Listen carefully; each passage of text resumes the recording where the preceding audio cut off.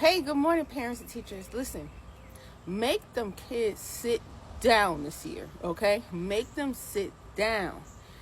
This is going to solve a lot of issues.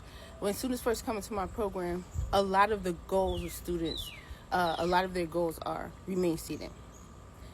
If when I'm doing my assessment, they're getting out of their seat, they're squirming in their seat, they're dropping their pencils, they're trying to go to get their mom ask a question, any of those things happen, that's the goal. Also ask the moms if the teacher is saying if they get out of their seat in school. That's the goal. That must be mastered. It must be mastered for self-control, self-discipline, and for focus. And you can't get any work done if the kids are constantly trying to get up out of their seats, okay?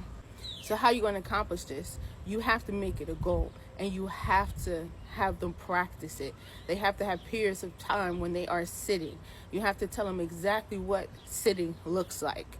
For me, I tell them your feet are on the floor, your back is against your chair, your hands in front of you, eyes forward. And you have to tell them this and practice it and teach it in the beginning of the school year. Some of us, school is starting in a few weeks. Some of us, school has already started. Get it done now, okay? You have to have periods of time where everybody's sitting and nobody's talking, and practice it, time it, make it like a goal for them. You have to have this. Teachers, when they come back from recess and they want to be all around the classroom, and it takes you a lot of work to get them to focus on the next lesson. Don't go right into the next lesson. Not in the beginning of the school year. Have them come back, and everybody's job is to sit with their hands folded, eyes in front of them. Sometimes teachers have them put their heads down and turn the lights off to calm down, okay? That's very important. They have to learn how to be settled and get settled.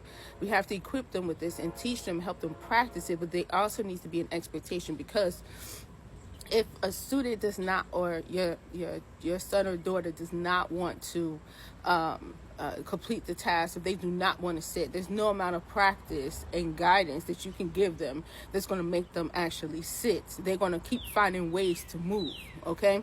So you have to have an expectation. You have to have some structure around it. You have to have consequences around it or rewards around it.